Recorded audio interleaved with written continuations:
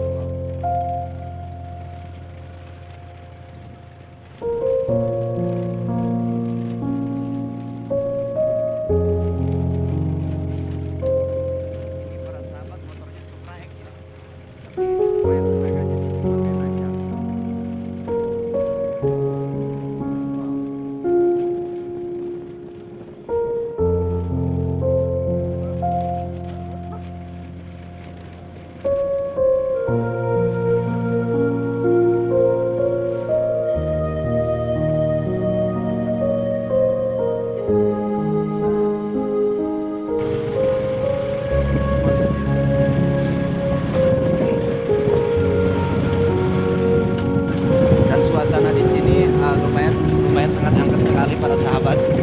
Suasananya dingin dan banyak suara-suara hutan kayak gitu ya. Nah ini jauh dari perkampungan ataupun penduduk. Tapi kalau untuk lampu ya sudah ada para sahabat.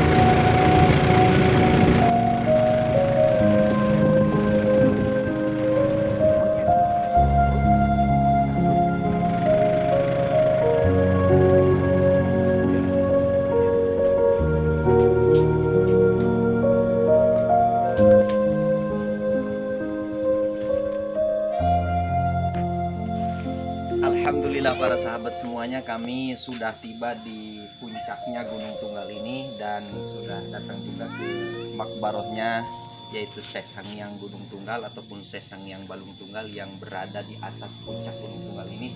Dan inilah para sahabat semuanya area tempat ziarah ke makbarohnya Syekh Sangyang Balung Tunggal. Namun untuk kendaraan roda 2 jadi tidak boleh masuk ke sana, harus disimpan di sini. Ini ada sudah disediakan ya tempat parkirnya, dan ada tempat istirahat pula di sini, dan ada kita harus melewati pembatas ya para sahabat, ataupun itu sebuah gapura, ini batas terakhir motor, dan mohon tidak merokok di dalam area keramat Gunung Tunggal. Nah para sahabat semuanya, jadi di sini tidak boleh kita merokok ya para sahabat, no smoking. mohon tidak merokok di dalam area keramat Gunung Tunggal. Mungkin ada apa ya? Ada alasan tertentu ya. Nah, di sini saya rasakan memang energinya sangat luar biasa para sahabat. Namun pada video kali ini kami tidak menguak masalah yang hal-hal yang mistis. Namun insya Allah kami akan menelusuri situs penjarahan makbaroh yang berada di Gunung Tunggal. Sekaligus kami pun insya Allah akan melaksanakan ziarah ke makbarohnya beliau. Dan inilah tempat-tempat area sangat indah sekali. Namun di sini kalau sendirian memang lumayan takut ya, benar. Ini sangat luar biasa. Dan angker ini di sini banyak hewan-hewan ya, seperti ada monyet ya para sahabat dan lain sebagainya. Sini banyak sekali hewan yang lainnya juga, dan terlihat dari atas sini gunung-gunung yang lebih tinggi. Pohon-pohon di sini masih pohon yang lama juga. Pohon apa ini? Saya tidak tahu juga. Masih ini pohon udah berjenggot kayak begini nih, kayak udah lama ini, udah beratus tahun ini pohon. Dan di hutan ini, di atas gunung ini tidak ada yang memiliki sama sekali, karena di sekitarnya ini adalah perkebunan sawit. Nah, untuk wilayah makbarohnya Syekh Sangyang Tunggal ini khusus keramat Syekh Sangyang Tunggal, jadi tidak ada perkebunan sawit ataupun warga. Para sahabat semuanya dimanapun berada, silahkan berkunjung berziarah ke makbarohnya Syekh Sangyang Tunggal. Namun insya Allah nanti di akhir video ini akan ada pesan dan kesan buat para sahabat semuanya, umumnya khususnya buat saya pribadi. Oke.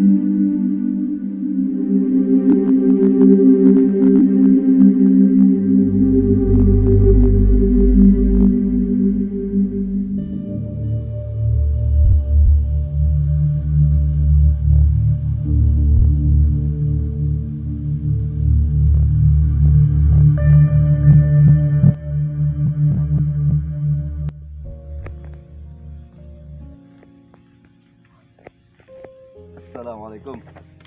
Waalaikumsalam warahmatullahi wabarakatuh. Alhamdulillah para sahabat semuanya, setelah saya melaksanakan ziarah ke makbarohnya keramat yang berada di Gunung Tunggal ini, alhamdulillah saya bertemu dengan Mbah Ghozi Al-Bantani, yang insya Allah saya akan bertanya-tanya pada beliau ini tentang masalah keramat di sini, ataupun sedikit sejarah yang berkaitan dengan Syekh Sangyang Gunung Tunggal yang situs penjarahannya berada di atas gunung ini. Abah Ghozi, saya mau bertanya, bagaimana ini asal usul pertama kali ditemukannya keramat yang berada di Gunung Tunggal ini? Silahkan. Konon kabarnya saya juga kan masih muda ya. Iya. Jadi penemuan, pendengaran, bahkan sejarah Gunung Tunggal ini dari mulai saya 2095 masuk. Karomah ini belum dibangun ya dulu, masih setapak. Ini sejarahnya, kisahnya. Ini pertapaan Abuya Marwan. Abuya Marwan yang berada makbarohnya itu di Lidamar dekat masjid ya. Al-Muhibin ya? Al-Muhibin, Ya. Parahyang. Oke. Sama ini dulu penjarahannya Bapak Kolot Karis. Bapak Kolot Karis, Cisimut ya, pahlawan Cisimut. Sekaligus pahlawan Republik Indonesia. Dan ini juga alhamdulillah banyak keajaiban di sini. Di antaranya itu apa, Pak Ghozi? Ya, maksudnya hasil maksud Hasil maksud di antaranya ya. di antaranya biasa kalau orang ada apa aja masalah, yang kebelit hutang, yang apa aja, intinya riadoh di sini gitu, memohon kepada Allah dan diusulkan oleh karma ini. Nah, untuk pembacaan ketika kita berziarah di sini nih Mbak Goji, apa aja yang mesti harus dibaca selain daripada tahlil, sholawat dan sebagainya? Apa ada wirid khusus gitu? Di sini ada wirid khusus. Ada wirid khusus. Al-Ikhlas di sini. Al-Ikhlas ya para sahabat semuanya. Jika jarak ke sini baca surat Al-Ikhlas, Qul huwallahu ahad sampai selesai ya. Sampai selesai. Berapa itu hitungannya? Kalau had aksarnya itu sebanyak mungkin, tapi ada 3.333. 3.333 para sahabat ya. Baca di sini. Itu bisa diberjamahkan atau khusus sendiri? Bisa sendiri, bisa berjamaah. Bisa diberjamaah. Saya mau bertanya lagi nih ke Mbah Gozi. Saya dengar-dengar bahwa ini keramat Gunung Tunggal ini ada kaitannya dengan Sesang yang Sirah yang berada di ujung kulon. Apakah Iya, itu benar? Benar ada. Gimana ceritanya itu? Itu nggak tahu luasnya ya, panjang lebarnya, tapi ada juga yang mengisahkan benar bahwa ini patih daripada Sang Hyang Sirah. Berarti ini pada zaman kerajaan dulu ini di Sangyang Gunung Tunggal ini adalah seorang patih daripada Sesang yang Mandiri, Sesang yang Sirah yang berada di ujung kulon itu. Kulon. Ya. Ini Mbak Goji, ini makbaroh keramat Gunung Tunggal ini apakah petilasan atau gimana ya? Ini petilasan, dulunya perkumpulan para wali-wali Allah. Perkumpulan para wali Allah berada di Gunung Tunggal. Tunggal ini termasuknya termasuknya kalau itu orang-orang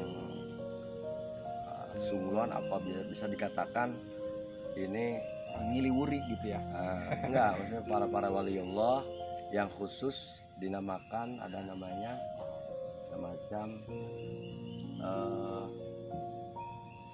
khusus, ada namanya itu Khawarik di zaman dulu mah, di zaman sekarang Khawarik ya. Khawarikul adat. Ya, kalau sekarang mah namanya, kalau wali ada wali songo gitu kan. Kalau ini bangsa, kalau yang di pinggir kali seperti itu kan syekh ya. Itu Abuya kalau sekarang. Kalau ini namanya ahli tirakat. Ahli tirakat Karena ada di atas gunung gitu. Ada di atas gunung. Ahli tapak lah. Ahli tapak berata ya. Tapak berata ya. Baik Pak Mbak Goji, selain daripada ini saya mau bertanya juga, ini kan di sini suasananya sangat ekstrim sekali dan sangat seram karena pepohonan yang masih banyak ya, pepohonan yang udah berjanggut mungkin udah beratus tahun ini ya. Nah, kalau berziarah di waktu malam ini kan nggak ada lampu. Apa aja sih yang ada di sini, seperti penampakan atau hewan yang mengganggu atau apa gitu? Nggak ada di sini. Kalau hewan yang mengganggu nggak ada. Cuman paling sesuaraan, suara dengar. Seperti suara apa itu? Meriam, kayak bedil gitu ya. Kayak semacam yang di sini mungkin ya. Ada suara menggema gitu, seperti kayak suara macan. Itu sekira jam berapa itu kira-kira? Suara itu terjadi. Nisfulail, dari jam 12 ke atas ke bawah. Masya Allah ya para sahabat semuanya, berarti kalau berziarah ke sini harus benar-benar siap dan kuat, terutama keberaniannya ini. Karena banyak suara-suara yang nampak dari jam 12 malam ke subuh itu ya. Tapi kalau untuk siang ini hanya ada suara-suara seperti ini, tongeret ya. Apa itu tongeret saya kurang tahu juga. Tapi yang pasti tadi saya lihat pas jarak ke sini banyak hewan ya, monyet banyak ya. Nah, itu juga, tapi insya Allah tidak mengganggu ya pada peziarah. Nah, para Mbah Goji, saya mau bertanya lagi. Ini kan diantaranya nih, Mbah Goji ini kan sering berziarah ke makbarohnya Gunung Tunggal ini. Bahkan pertama mengenal keramat itu di Gunung Tunggal. Apa aja sih yang pernah berhasil berwasilah di sini gitu? Sebagiannya pertama yang kerasa saya aja ya, terutama sama rekan-rekan, hasil maksud itu daripada yang barokah karomah di sini. Pertama karismatik, wibawa. Ini mah kan JK itu apa? JK itu singkatan daripada Kusuma. Ini bangsa Kusuma ini. Bangsa Kusuma. Jadi tidak pernah mati. Tidak pernah. Belum pernah mati. Seperti biasa. Cuman kalau ziarah ke sini banyak nama-namanya. Ya, diantaranya itu nama daripada keramat Gunung Tunggal ini siapa aja yang sering dilakob ataupun yang masyhur? Yang masyhur Balung Tunggal, Sang Hyang Balung Tunggal, Sang Hyang Balung Tunggal, Sang Hyang Sepuh, Sang Hyang Tunggal Wijaya Kusuma, JK Wijaya Kusuma. JK Jaya Kusuma ya. Sama ada lagi Jaga Raksa, ada yang nyebut lagi Badranaya, Ayang Sepuh, Pitaloka, banyak di sini. Cuman yang masyhur Balung Tunggal atau Sang Hyang Tunggal Wijaya Kusuma, JK. Ya. Nah, Mbah Goji, kan ini keramatnya yang saya tahu ini cuma ada satu nih. Apakah di sekeliling sini yang masih ada situs-situs penjarahan yang lain atau di sebelah samping atau belakang? Kurang tahu kalau yang lain ya, Pak ya. Kalau yang masyhur setahu saya pertama saya jarah ke sini itu doang. Sebelum dibangun juga satu doang. Tapi nggak ada yang lain di sini. Kurang tahu juga itu penemuan saya mah cuman ini aja satu. Iya. Baik para sahabat semuanya, nah ini udah jelas saya bertemu langsung sama Mbah Goji, dan Mbah Goji ini yang pertama kali mengenal keramat ini adalah di Gunung Tunggal. Jadi beliau ini sangat hafal sekali tentang masalah Gunung Tunggal. Bahkan ketika ada hajat ataupun maksud, jadi beliau ini sering berwasilah ke waliullah yang berada di keramat Gunung Tunggal. Betul. Karena sudah kerasa sama dia. Namun para sahabat semuanya harus diingat bahwa keramat yang paling ampuh di dunia ini adalah kedua orang tua. Betul. Jadi jangan lupa sebelum kita berziarah kemanapun, ke wali manapun, tetap orang tua lebih dahulu kita ziarahi. Jika sudah meninggal, jika masih hidup, kita minta izin dan minta doa pada kedua orang tua. Betul. Agar doa kita oleh para wali Allah disampaikan kepada Allah. Betul itu. Bagaimana menurut Mbah Gozi ini, kalau kita berziarah ke sini nih ada tata cara sebelum masuk atau bagaimana gitu? Ada tata caranya. Ya pertama kita kesopanan ya. Kesopanan itu akhlak lah gitu. Akhlak terhadap wali gitu. Iya. Mungkin itu masing-masing kemampuan kita. Iya. Yang kedua kita khusyuk lah. Jangan main-main lah. Jangan dibikin main-main. Juga napak tilas sesudah jarah kita berhenti dulu. Kita kalau bisa utamanya nginep gitu di sini. Nginep ya. Ya, itulah keunggulannya. Para sahabat, jadi disarankan oleh Mbah Gozi untuk menginap di sini. Ya itu bagi orang-orang yang berani saja. Ya. Tapi kalau yang nggak berani, disarankan untuk membawa teman ya para sahabat semuanya. Tapi betul. Jangan bawa musik ya. Nah ini saya yang mau tanyakan, ini kan ada larangan juga nih. Seperti mohon tidak merokok di dalam area keramat Gunung Tunggal. Betul Pak. Ini apa alasannya? Apa maksudnya ada kaitannya dengan keramat tersebut atau bagaimana ini? Sampai bisa no smoking begini. Ini kan nggak ada pom bensin ini Pak Mbah Goji ini. Satu mengotori ya. Yang kedua kan itu jatuhnya makruh ya. Di saat kita berdoa atau khusyuk harus bersih ya. Tempat, badan, jasmani, rohani, gitu, pikiran harus bersih di area ini. Nggak boleh itu kalau bisa diingatkan. Ya tentu para sahabat semuanya kita berziarah tujuannya untuk berdoa dan bersilaturahmi kepada waliullah, dan yang kita lantunkan doa pun harus doa-doa yang baik. Dan terlebih dahulu saya sarankan sebelum kita berziarah kemanapun ziarahnya, baik ke para wali, ke keramat, ke pemangku agama, ke para sepuh, ke para kibuit, itu terlebih dahulu kita laksanakan ambil air wudhu dulu ya. Jangan sembarangan masuk. Karena wudhu itu sebagian daripada yaitu mensucikan jasad dohir batin kita. Sedangkan di sini ada larangan juga, yaitu dilarang merokok. Jadi pembatas dilarang merokok ini dari sini ke sana ya. Setelah masuk area gapura ini maka dilarang merokok. Harus siap-siap, berarti membaca sholawat atau uluk salam kepada para wali. Betul. Oke, Mbah Goji ya, terima kasih banyak atas informasinya. Dan semoga kita mendapatkan karomahnya, barokahnya daripada wali-wali Allah Subhanahu wa Ta'ala. Amin ya Allah ya Rabbal Amin. Oke para sahabat semuanya, sekian dari kami. Wassalamualaikum warahmatullahi wabarakatuh. Waalaikumsalam warahmatullahi wabarakatuh.